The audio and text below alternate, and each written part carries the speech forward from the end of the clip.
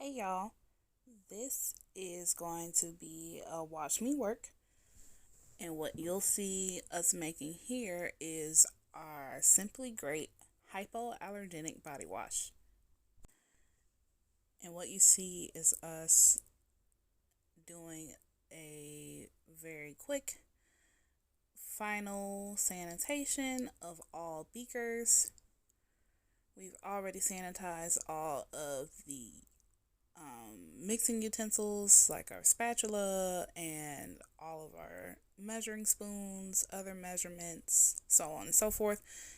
And I just love to go behind myself and do one final wipe down of all beakers before we get to measuring out our ingredients. And of course, when you're dealing with things that are being made to put on the body, you always want to work with distilled water. This ensures that no minerals, hard metals, or any other things that can be found in most tap waters are not making their way into your products, which can lead to much greater exposure for any bacteria that could harm your skin and your body. Now, the special thing about this formula is that it is completely sulfate free and paraben free. The surfactants that we use are naturally derived and they are suitable for sensitive skin. Fragranced or not, colored or not, our body washes are safe for sensitive skin and any other skin type. So this is our phase A, which I call our water phase. And this is a mixture of both co-surfactants, distilled water, and the preservative system of choice. I like to add the preservative system into the water phase before any gelling agents so that I can ensure that the preservative is fully mixed throughout the formula. Now what you'll see in the background is just weighing out the xanthan gum. And for those that formulate cosmetics, here is a pro tip that I learned throughout my own personal research. You want to use xanthan gum soft or xanthan gum clear. These are the cosmetic grade versions of xanthan gum, and they make your product come out much better than just regular store-bought xanthan gum that you will find as a food additive. And another pro tip, when you're working with any type of gelling agent, you want to hydrate that gelling agent in the best way. So, with xanthan gum, the best way to hydrate it is to use it as a mixture with vegetable glycerin or any other water soluble mixative. Now, I recommend vegetable glycerin because not only is it an affordable ingredient, but it is wonderful as a universally accepted humectant for the skin, and humectants are ingredients that draw water from the atmosphere to the skin to ensure maximum hydration. So I prefer vegetable glycerin. It's very easy to obtain, very easy to work with, and absolutely accessible when it comes to pricing your finalized product as well.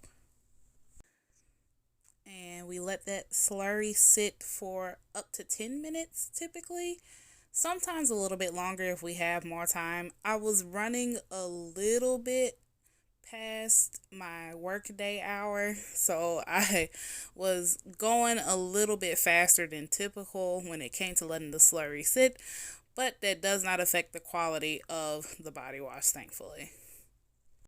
And what you'll see in the background is the filling process of us hand filling the bottles from our pour spout container.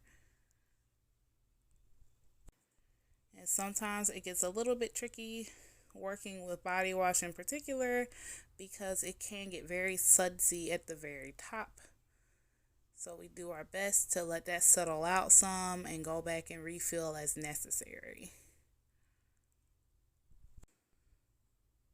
The bottles that you see us filling right here are our 16-ounce bottles, which is the largest capacity size that we will be carrying as of now until we do our full launch.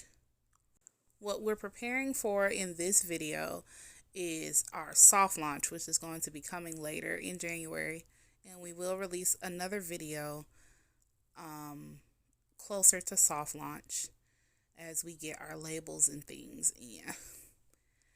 And judging by how much I had left in the pour spout, I pretty much knew that it wouldn't fill another 16-ounce bottle. So I grabbed some of our 4-ounce bottles and continued to fill those. It felt more appropriate to just fill those 4-ounce bottles so that I'd have two different options available for this formula of our body wash versus trying to make it happen for a different for a bigger bottle where it wouldn't have fit. And now we do the top process. Our 4-ounce bottles come with a standard push lid where you push on the back of the lid and it pops up to have the little spout. And our 8 and 16-ounce bottles all have pump lids for accessibility. And as you'll see, a little bit spilled out when I was trying to tap some of those bubbles down. So I decided against doing that and just figured if it was too much, I would try to pour some of the suds out. And one of the bottles, after seeing the suds die down, it didn't have a full fill, so we just decided against having it